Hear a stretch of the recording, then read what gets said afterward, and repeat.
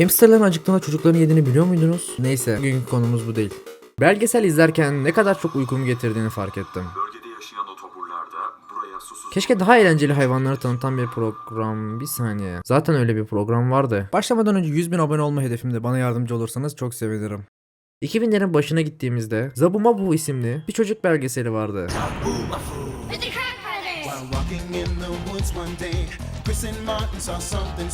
Bu videoda bu belgesel nasıl çıktı, sunucuları ve Zabu şu anda ne halde ona bakacağız.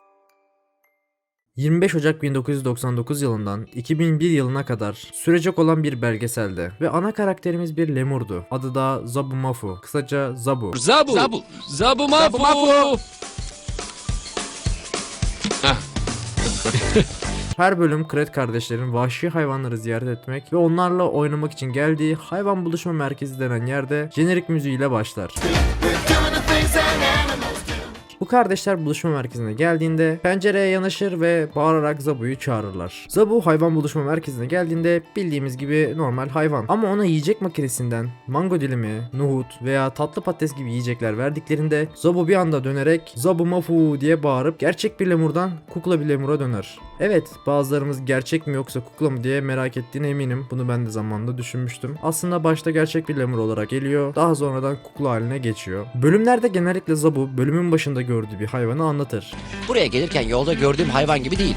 Acaba ne olabilir ki? Büyük pençeleri ve kocaman bir kafası vardı. Ve Kret kardeşler bu hayvanın ne olduğunu tahmin etmeye çalışırlar. Ve genellikle programda o hayvanla ilgili belli özelliklerini anlatan bilgiler verilir ve hayvanı buluşma merkezine getirirler. Kar maymunları hayvanlar alemindeki yaratıklar içinde en zekilerindendir. Bunlar Japonya'dan. Bazı Japon maymunları dağların en tepesinde yaşayıp bütün bir kışı karın içinde geçirirler. Program esnasında bazen Zabu da Zabulent'te başına geçen ilginç olayları animasyon şeklinde anlatır bizlere. Ormanda sıçrıyordum. Sonra birden sensize çarpıverdim. Programın bitmesine yakında kardeşler hayvan buluşma merkezinden ayrılırlar ve o günkü hayvanları daha da tanıyabilmek için Hindistan ve Afrika gibi yerlere giderler. Bahsi geçen hayvanları bulup tanıtırlar.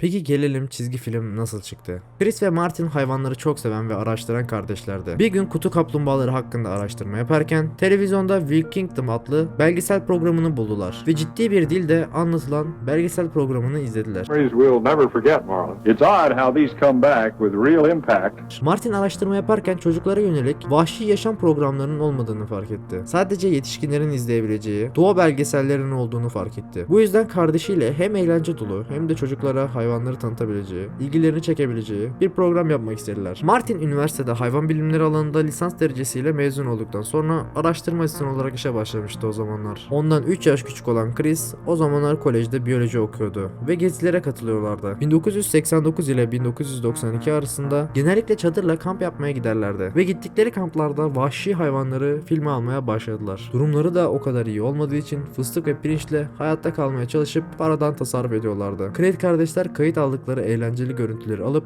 Doğu kıyısındaki ilkokullara götürdüler ve çocukların tepkilerine baktılar. Gerçekten de çocukların ilgisini çekmeye başarmışlardı. Çocuklar gülüyor ve eğleniyordu. Ancak televizyon yöneticileri gerçekten çok tatlı bir program ama asla bir televizyon programı olamaz dediler. Daha sonradan televizyon yöneticilerinden biri başta sadece bir çocuk programı olarak görmüştüm. Ama 4 yaşındaki oğlum Alex demoyu 70 kez izlemiş. Bayıldı ve ne kadar harika olduğunu söylemesinden o kadar bıktım ki bu adamlarla tanışmam gerektiğini düşündüm dedi. Bu da kardeşler için bir umut olmuştu.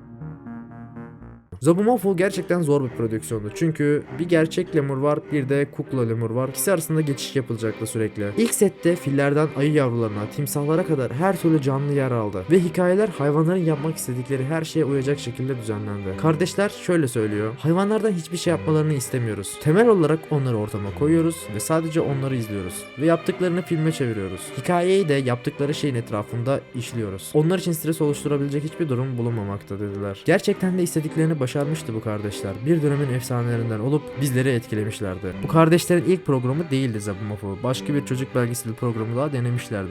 1996'da yayınlanan programda kardeşler dünyayı dolaşarak farklı hayvanları ve yaşam alanlarını keşfediyorlardı. Anteater and a porcupine. They are the world's only egg-laying mammals and they're around here someplace. Toplamda 50 bölümden yayınlanan belgesel programı 25 Ocak 1999'da Zabu Mafu'nun ortaya çıkmasına ilham kaynağı da olmuştu. Gelelim şu anda ne yaptıklarına. Kret kardeşler kardeşler eskide olduğu gibi şu anda hala doğa ve hayvanlarla iç içeler. Animal creature powers. Oh yeah, coming at ya.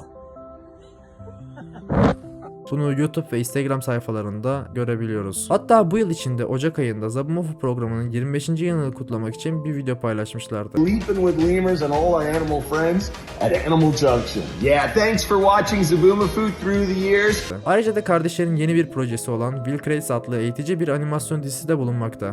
It's a smooth surface. There's nothing to grab onto. Tabii eski program gibi olması imkansız. Eskiler eskiden güzeldi.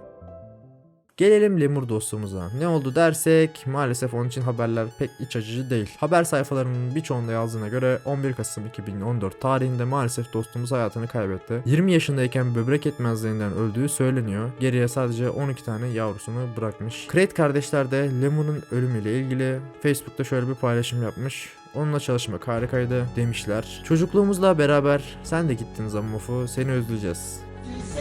Bir hayvanı dost edin. Videoyu bitirmeden önce kanalıma gelen güzel yorumlar için ayrıca da teşekkür etmek istiyorum. Hepinizi çok seviyorum.